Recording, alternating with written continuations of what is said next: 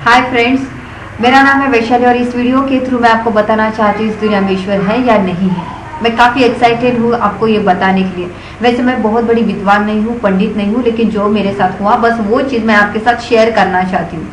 शायद किसी को लगेगा कि मैं किसी धर्म का प्रचार कर रही हूँ, तो आई एम सो सॉरी। मेरा ऐसा कोई मोटिवेशन नहीं है, बस मैं बताना चाहती हूँ अपना एक एक्सपीरियंस आपको।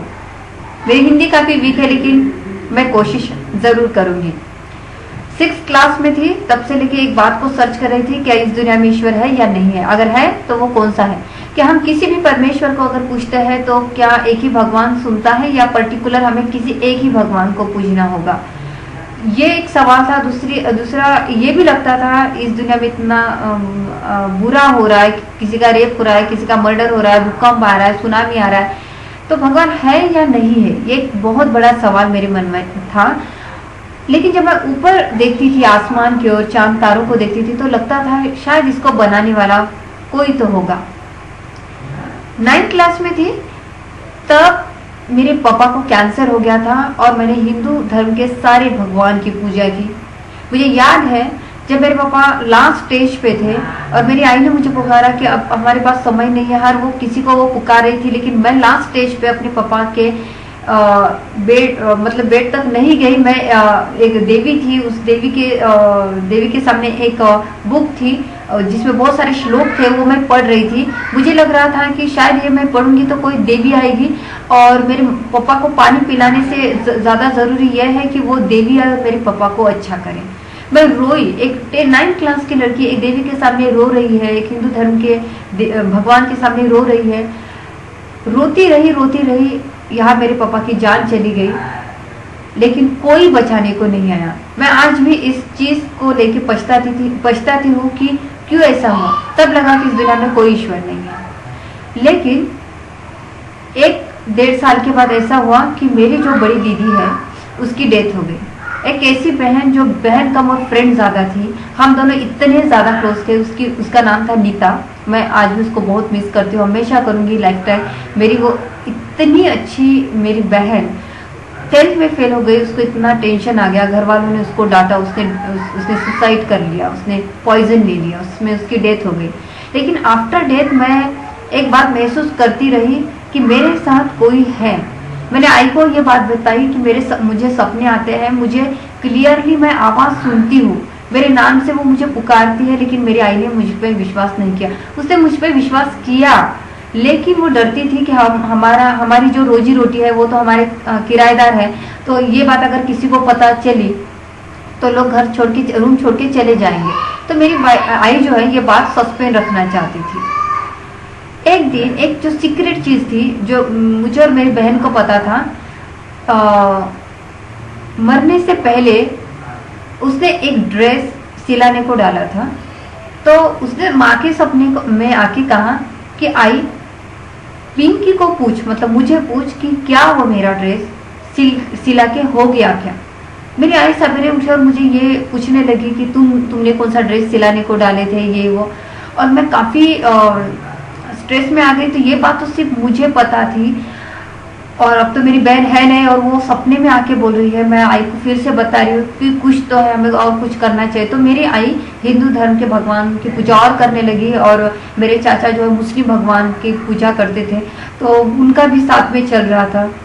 बहुत कोशिश हम कर रहे थे, लेकिन मुझे एक बात क्लियरली याद है। मेरे एग्ज़ाम थे, 11th या 12th की बात है, शायद मैं इतनी क्लियर मुझे याद नहीं है। 11th या 12th के कुछ एग्ज़ाम थे, तो मैं पढ़ाई कर रही थी क्योंकि नेक्स्ट डे मेरा एग्ज़ाम था। मेरा घर जो है रेलवे एक रेलवे के जैसे है, जैसे एक जहाँ से शुरू हुआ, फिर एक रूम है, फिर बाद में पोर्च, इस प्रकार से मुझे चल के पढ़ाई करने की आदत है।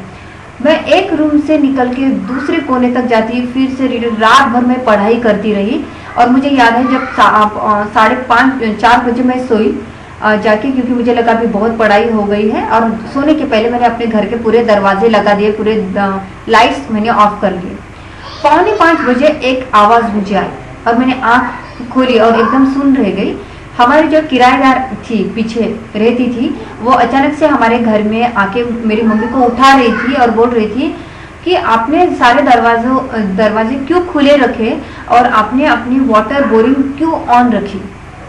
तो मैं काफ़ी शॉक हो गई, मेरी आई एकदम से उठी, गुस्सा करने लगी और मैं बात करने की भी सॉरी मेरी हिंदी काफ़ी वीक है।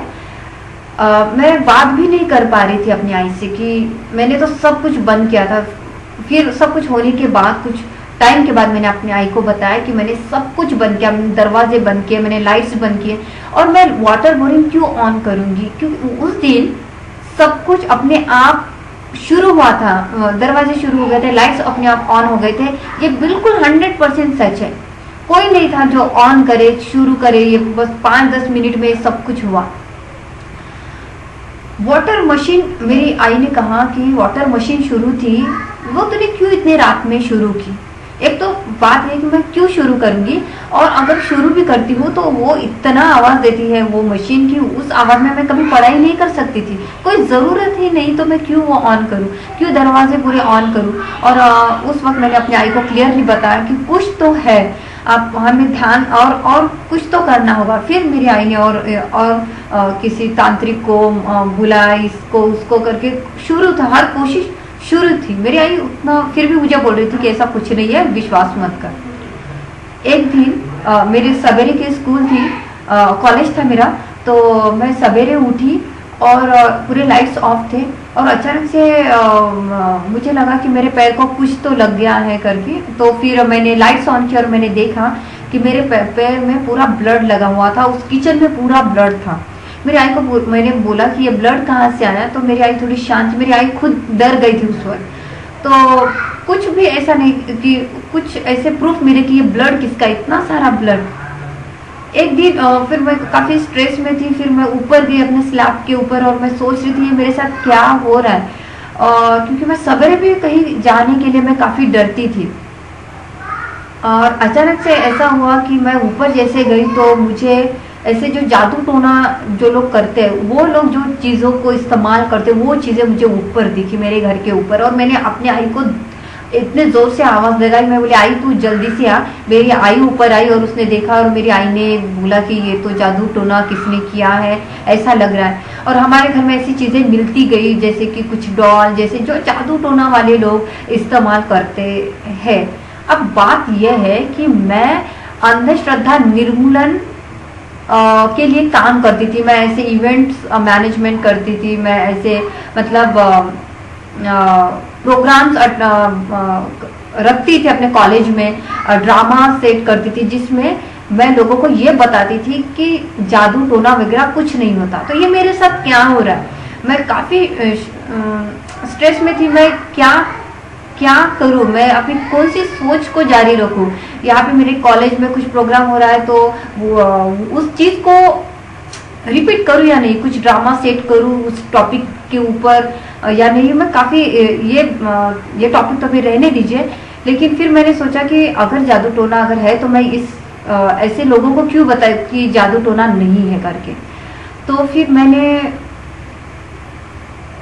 एक बात ध्यान में रखी कि इस दुनिया में शैतान जरूर है। एक दिन ऐसा हुआ कि जब मैं रात में सो गई थी, मुझे मेरी बहन मेरे सपने में आई और उसने मुझे ये कहा कि चल बहुत हो गया, मुझे तुझे लेके जाना है। उसने मेरे हाथ को पकड़ा और वो मुझे जोर से खींचने लगी। मैंने उसको बोला नहीं था, मुझे पता है तू मर चुकी है, मुझे मत लेके जा, मैं जानती हूँ तू मुझे सही जगह पे लेके नहीं जाएगी, बस मुझे नहीं आना। उसने मेरे हाथ को पकड़ा, वो मुझे इतनी जोर से खींचती गई और मैंने कहा मैं नहीं आऊँगी, बस मैं नहीं आऊँगी। उसने मुझे एकदम से ऊपर उठाया, उसने मुझे बहुत गोल घुमाया और मुझे पटक दिया और मुझे इतना दर्द हुआ और मेरी एकदम से आँख खुल गई। और जो दर्द होना चाहिए किसी को ऐसे जोर से गिराने के बाद, वो दर्द मैं महसूस कर रही थी अपनी बॉडी में। मेरे जबान से वर्ड ही नहीं निकल रहे थे, लेकिन मैंने अपने आई को कैसे तो भी आवाज़ दिया और मैं सांस ही नहीं ले पा रही थी। फिर मेरी आई उठी और मेरी आई बहुत डर गई। मेरी आई ने मुझे कैसे तो उठाया और मुझे रिलैक्स किया, सोफा पे बैठाया मुझे और मेरे पीठ के ऊपर वो ऐसे से करती गई। हिंदी में मैं बता नहीं पा रही उतने अच्छे से। उसने मेरी आई इतनी जोर जोर से मतलब सबको बुला रही थी, क्योंकि मेरी आई इस बार बहुत डर गई थी क्योंकि मेरी सांस रुक गई थी। और मेरी आई ने मुझे बोला कि क्या हुआ क्या हुआ। मैं रिलैक्स और मैंने आई को पूरा वो सपना बताया। इस दौरान ऐसा हुआ था कि उस दिन मेरे घर में मेरे बुआ का लड़का आया था, जो खुद ये बोल रहा था कि मुझे नीता दिखती है मेरे साथ, मुझे ऐसा लगता है कि नीता मेरे साथ है। तो वो ऐसा है कि सब लोग हमारे घर में आए, लेकिन वो जो बंदा है वो आराम से सो रहा है। ऐसे कैसे हो सकता है? कोई घर में इतना आवाज लगा रहा है, चिल्ला रहा है, मेरी माँ सब घर में आ गए हैं, लेकिन वो ये बंदा जो है वो सोकर है।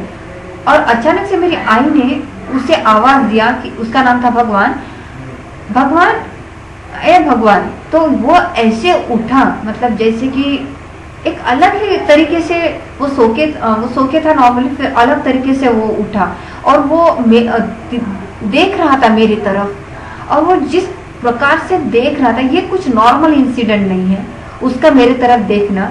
घर में सारे लोग हैं, कोई भी नॉर्मली ये पूछेगा अरे क्यों तुम लोग इतने सारे लोग इकट्ठा हुए हो, क्या हुआ? नॉर्मल ये रिएक्शन होना चाहिए था। उसने वो रिएक्ट नहीं किया, उसने जैसे वो मेरी तरफ देख रहा था और मैं समझ गई। इस बार मैं सच में समझ गई कि कुछ तो ये वो नहीं है, उसके अंदर कुछ तो था। उसने मेरे तरफ देखा, उसने इतने अजब तरीके से देखा और हल्की सी स्माइल दी और नॉर्मल वो फिर से सो गया। ये नॉर्मल मैं नहीं ले सकती थी। फिर मैंने सच में ये मेरे दिमाग में आई, यार मैं ये बोलती थी कि दुनिया में भूत नहीं है और मैंने इसे ड्रामा वगैरह क्यों सेट किया, ऐसे बहुत सारी बातें मेरे दिमाग में आ रही थी।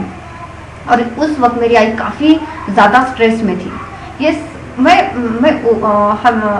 मैं सोच रही थी कि कौन से भगवान को मैं बुलाऊं, कौन से भगवान की मैं पूजा करूं जो मेरी मदद करे। इस दौरान मैंने अपना भगवान खुद बना लिया। मुझे लग रहा था कि जो लाइट देता है, जो प्रकाश देता है, जो सूर्य है, हिंदू धर्म में सूर्य देव की पूजा होती है, तो मैं सूर्य देव की पूजा करने लगी। दिन रात बहुत उनसे बातें करती थी, लेकिन ये जो घटना है घटनी नहीं बंद हुई। और उसके बाद क्या हुआ और फिर ईश्वर ने मेरे साथ कैसे चमत्कार किया, ये मैं आपको नेक्स्ट वीडियो में बताऊंगी। तो प्लीज़ आप मेरा नेक्स्ट वीडियो भी ज़रूर देखिए, इसका पार्ट 2। Bye bye.